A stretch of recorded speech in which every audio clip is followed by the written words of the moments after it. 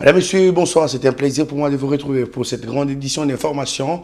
Ouvrons ce journal par cette nouvelle. Le président de la République, Félix Tshisekedi, a tour reçu ce vendredi Echam El Mikwad et Lucie Tamlin, respectivement ambassadeurs d'Égypte et des États-Unis d'Amérique accrédités en République démocratique du Congo. Les diplomates égyptiens étaient porteurs d'une invitation du président Abdel Fattah el-Sisi. Pour sa part, Lucie Tamlin a indiqué qu'elle a échangé avec le président de la République au sujet de la 79e session de l'Assemblée générale des Nations unies qui se tient à New York, aux États-Unis. Le chef de l'État congolais a confirmé sa présence lors de cette messe annuelle de haut niveau. Processus de Luanda, le chef de l'État Félix Tshisekedi a reçu le jeudi à la Cité de l'Union africaine, Tete Antonio, ministre angolais des Affaires étrangères, porteur d'un message du président Joao Lourenço, médiateur désigné par l'Union africaine dans la crise entre le Rwanda et la République démocratique du Congo. Les détails dans ce reportage. Le ministre angolais des Affaires étrangères, Tete Antonio, était porteur des messages du président Lourenço à son homologue de la RDC, Félix Antoine Tshisekedi Tshilombo. La visite de l'émissaire du président angolais fait suite à la rencontre de ministres des Affaires étrangères de l'Angola, la RDC et le Rwanda qui s'est tenue dernièrement dans la capitale angolaise dans le cadre du processus de Luanda. À part nos relations bilatérales, le président Lourenço assume la médiation pour la recherche d'une solution au conflit à l'est de la République démocratique du Congo.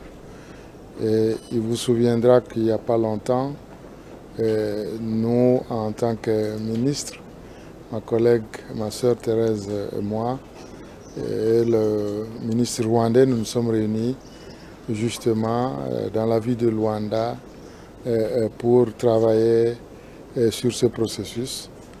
Et comme vous savez, tout processus a des niveaux. Et il faudrait bien qu'après avoir travaillé entre nous, que les choses montent jusqu'à notre hiérarchie.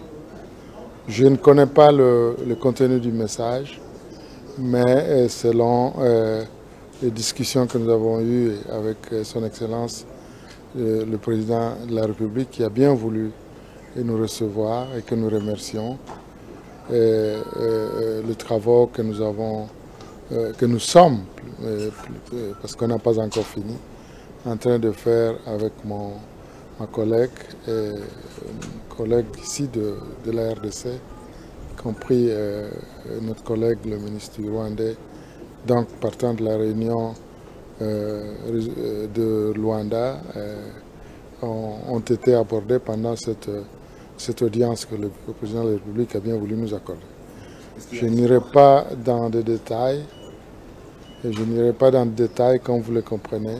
Une occasion pour le ministre angolais des Affaires étrangères de réitérer l'engagement continu du président Lourenço qui tient à ce que des solutions soient trouvées à la crise dans l'est de la RDC, et ce, pour que l'on ne s'occupe que des questions liées au développement et aux relations bilatérales entre Luanda et Kinshasa, a renchéri le ministre Tete Antonio.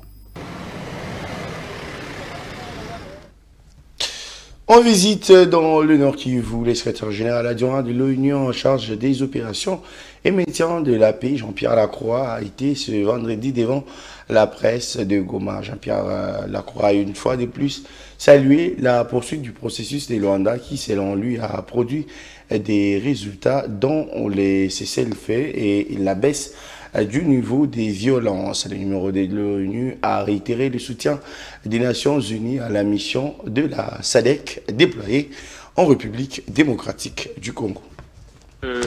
J'ai déjà indiqué à la presse que cette date, qui d'ailleurs a toujours été plutôt une rumeur que quelque chose de réel, et encore moins quelque chose d'acté, cette date un peu fantasmée, selon laquelle au 31 décembre 2024, la MONUSCO aurait quitté le Congo.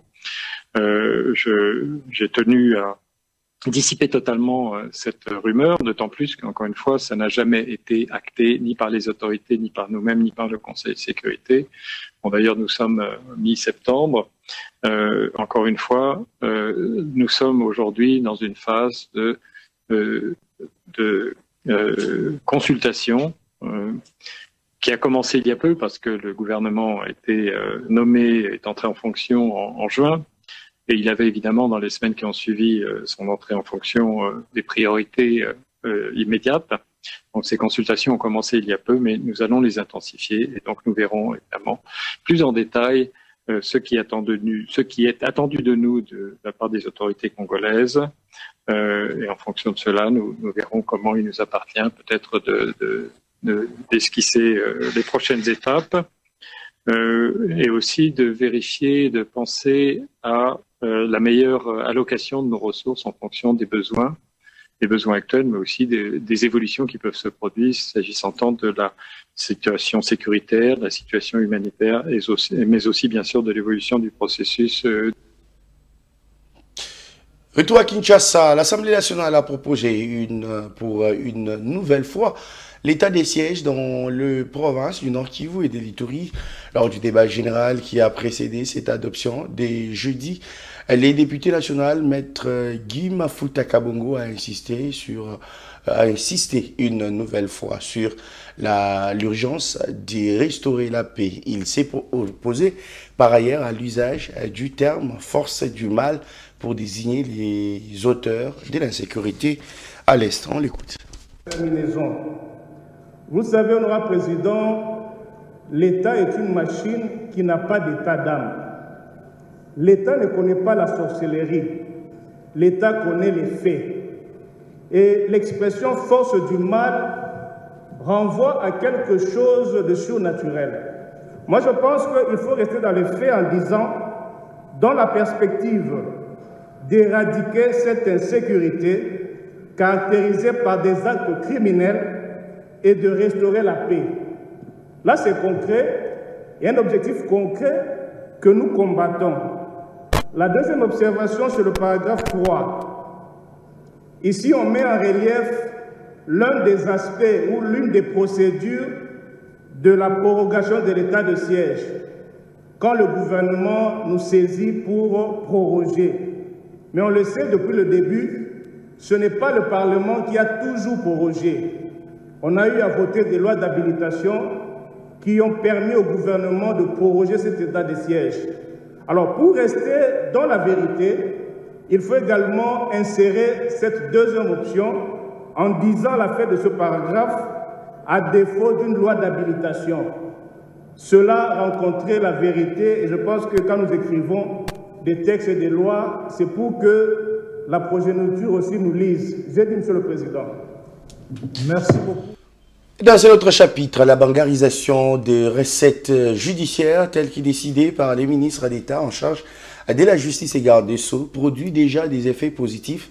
Depuis le lancement de ce processus au mois d'août dernier, le seul guichet bancaire installé au palais de la justice de Kinshasa a encaissé plus de 444 millions de francs congolais, alors qu'au mois de juin, seulement 112 millions de francs ont été enregistrés sur toute l'étendue du territoire national. Le ministre de la Justice, Maître Constant Moutamba, se félicite de la maximisation de recettes grâce à la bancarisation. Selon son communiqué du jeudi 19 septembre, il s'agit d'un résultat de la lutte contre la corruption et la concussion, le coulage des recettes.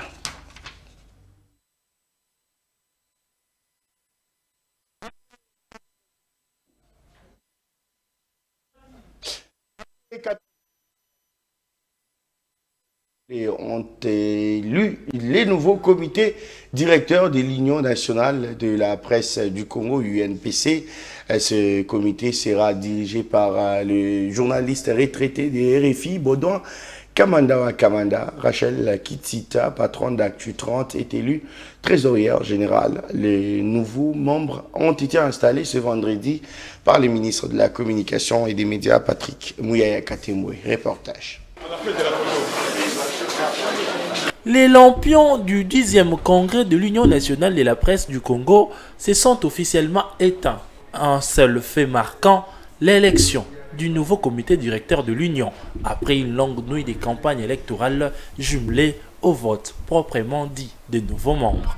Au centre Nganda, plusieurs candidats se sont défilés pour prononcer leur discours de campagne. Dans le rang, Baudouin Kamandawa Kamanda Muzembe, in fine élu président de l'UNPC, a axé son message sur la proximité avec les journalistes. Je serai là aussi et surtout là pour vous et rien que pour cette profession pour laquelle j'ai consacré toute ma vie. Mon bureau, notre bureau, votre bureau, une fois investi, s'emploiera à favoriser une table ronde et un cadre de concertation avec les institutions de la République pour obtenir une loi qui conférera aux journalistes un statut particulier. Candidate à la trésorerie générale, Rachel Kitita, directrice générale du groupe de presse Actu 30, a rassuré d'une gestion transparente dès sa prise de fonction. Mon ambition est de contribuer à redresser l'image de notre association souvent accusée de mauvaise gestion.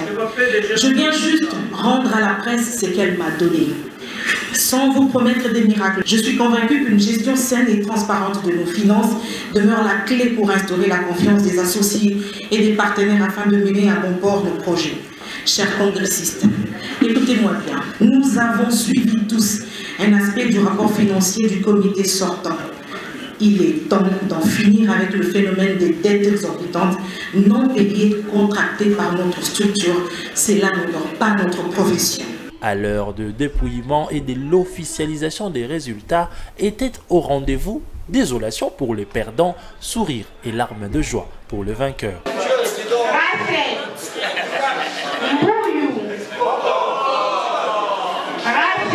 C'est au lever du soleil que le désormais nouveau comité directeur de l'UNPC a été installé par les ministres de la Communication et des Médias, Patrick Mouyaya Katemboué. Ce matin, c'est l'union qui a gagné. Ce n'est pas la victoire de Baudouin Kamanda et de ceux qui ont été à ses côtés ce matin, mais c'est la victoire de nous tous, car comme je le disais, le travail de salubrité médiatique ou le travail de la relance de l'image de marque de notre profession à la porte, devrais-je dire, de votre profession, devrait se faire partout. Il ne faut donc pas considérer que ceux qui n'ont pas pu être élus ce matin n'ont plus de rôle à jouer ou n'ont plus des responsabilités dans cette quête collective que nous avons de la reconstruction de notre métier.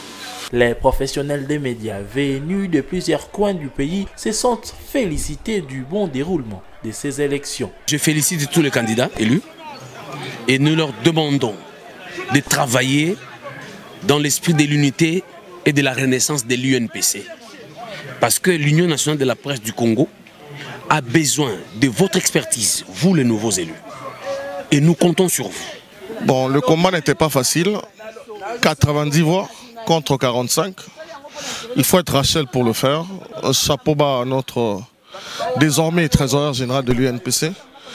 Elle a prouvé qu'elle mérite.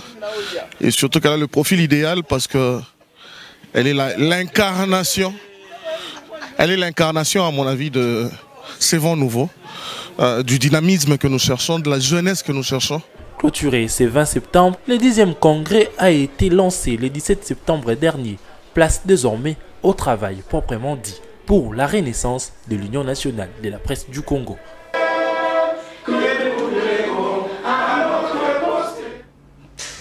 Six combattants de l'Union pour la démocratie et le progrès social brûlés vifs au siège du parti à Kinshasa ont reçu 8 ans après leur mort, les hommages du secrétaire général ad intérim de l'UDPS désigné par la CDP. Déo Bizibou était accompagné ce jeudi de plusieurs membres de son parti politique. Au cimetière de Kinkole, dans la commune de Yantsele, où sont inhumés 6 militants de l'Union pour la démocratie et le progrès social, retrouvés morts lors de l'incendie du siège du parti en 2016, la cérémonie pour les hommages a débuté par quelques chants du parti.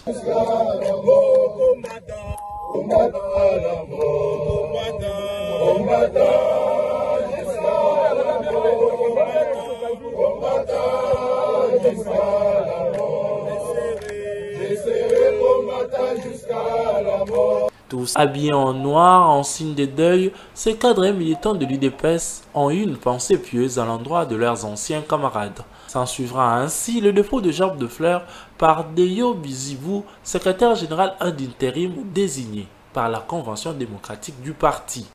Combattants de l'UDPS qui ont été brûlés vifs dans l'appellement de l'UDPS dans la nuit du 19 au 20 septembre 2016. Et en ce moment, si vous vous rappelez, il y avait le peuple congolais réclamait en ce moment-là d'aller aux élections. Mais l'ancien régime n'en voulait pas. Ce sont des combattants qui sont morts armes à la main, dans la lutte pour la défense, la conquête de l'état de droit.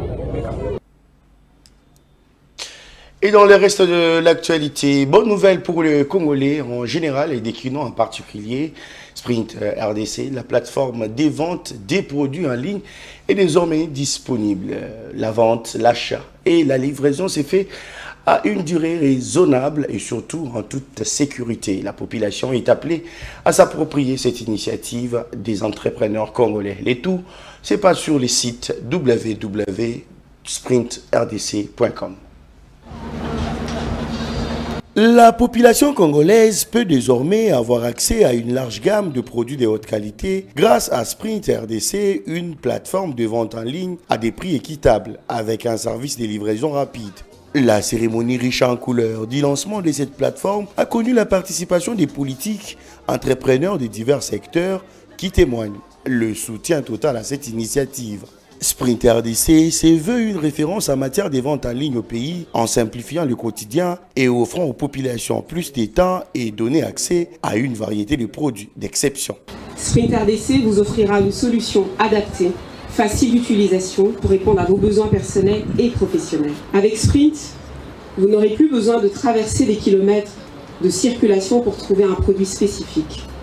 Vous n'aurez plus à chercher à travers plusieurs boutiques ou faire multiples commandes sur des plateformes internationales sans garantie de livraison. Aujourd'hui, tout est à portée de votre main. Des articles de mode, des produits de première nécessité, de la décoration, des équipements pour maison, fournitures professionnelles et bien plus encore. Cette initiative a été motivée par le souci de répondre aux nombreux défis d'accès aux produits, des majorations des prix et des longs délais de livraison. Ils ne vont pas accéder à tous les produits dans la RDC. Et quand nous accédons à certains produits, ces produits sont à des sommes exorbitantes et généralement sont des produits qui ne sont pas tout le temps de qualité. Donc la motivation pour nous, c'est de fournir à tous les Congolais le même accès aux produits et aux prix que nous avons en Europe, aux États-Unis, en Afrique du Sud. Ce n'est pas normal qu'un pays comme la RDC, avec 15 millions de personnes ou plus, n'ait pas accès à des produits de base, de qualité, à des prix corrects. Alors il y a deux aspects principaux, c'est la qualité et aussi la quantité de choix. C'est-à-dire que beaucoup de personnes qui font par exemple du dropshipping vont amener d'une seule source toutes sortes de produits. Nous allons vraiment chercher les produits que les gens veulent et on essaye de tout rassembler sur une plateforme, ce qui n'existe pas encore. Les participants ont réitéré leur volonté d'accompagner cette initiative pour le bien-être de la population. Comme vous le savez, le Congo est grand, Kinshasa est grand et peuplé. On peut parfois avoir besoin de quelque chose pour l'avoir ici sur place de qualité, puisqu'on peut avoir tout, mais qui n'est pas de qualité. Alors, mais avoir des choses de qualité telles qu'on les a présentées ici et en temps record à des prix qui sont abordables, je crois que c'est un soulagement pour la population et puis c'est une facilité qui va aider la plupart des gens. Nous souhaitons que la population congolaise puisse davantage prendre en considération Sprint afin que ces activités aussi au quotidien puissent prendre un peu d'ampleur. Sprint RDC qui va donner du travail aux Congolais compte conquérir l'ensemble de la République démocratique du Congo après l'étape de Kinshasa et Lubumbashi. Allez-y donc y faire un tour pour vos achats. Vous allez comprendre pourquoi tout à l'heure. Bienvenue à tous. Les travailleurs des Indo-Pakistanais ont déclenché un nouveau mouvement de grève illimité. Ce travailleur congolais accuse ces expatriés du non-respect de leur engagement et de la mauvaise condition de travail. Ils appellent à l'implication des autorités compétentes. Boutiques et magasins fermés, le Congolais travaillant dans des maisons de commerce détenues par les Chinois, Libanais et autres expatriés ont décidé de reprendre leur mouvement de grève suspendu il y a plus d'une semaine. Ce travailleur congolais dénonce la non-prise en charge de leurs revendications. Problème la biso eza résolité. Donc nelo abo to ali banda to saka abo. Ba konza mboka. Pona nini tozo mona pasi tozo na kata mboka na biso. Bato bazo travailler butu mo ba mona rapasi. Salaire malonga te. Ba ko salaire malonga te bazo nyoko na bango. Epesa boya, mata boya. Mo pesa bango salaire malonga te bazo nyoko ma. Bini ba konza leta botele mate. Papa misala makasi bandeko mso mbali ba okemba. Bazo souffrir ba misala makasi. Salaire malonga ezate. Ba refuta Il conditionne par ailleurs la reprise du travail par l'augmentation des salaires et l'actualisation du taux du jour, mais aussi la problématique des sous-traitances. Solution gouverneur a solution vite fait. Batuna mama Lukiana o azalaka ministre ya travail. Azwaka solution na makambo ndenge nini. Esengaka 7 jours te. Toboyi makambo oyo. Balalisi biso pongia ba bébé. Tolingi solution. Soki une semaine ba sengi. Biso tozalaka libanda kaka. Musale kozala te. C'est depuis plus d'une semaine maintenant que ces travailleurs manifestent. Ils appellent à l'implication des autorités compétentes pour résoudre leurs problèmes. Madame, Monsieur, ça est fini pour cette édition d'information. Merci à vous de l'avoir suivi. L'actualité reste en continu sur le www.actu30.cd. Au revoir.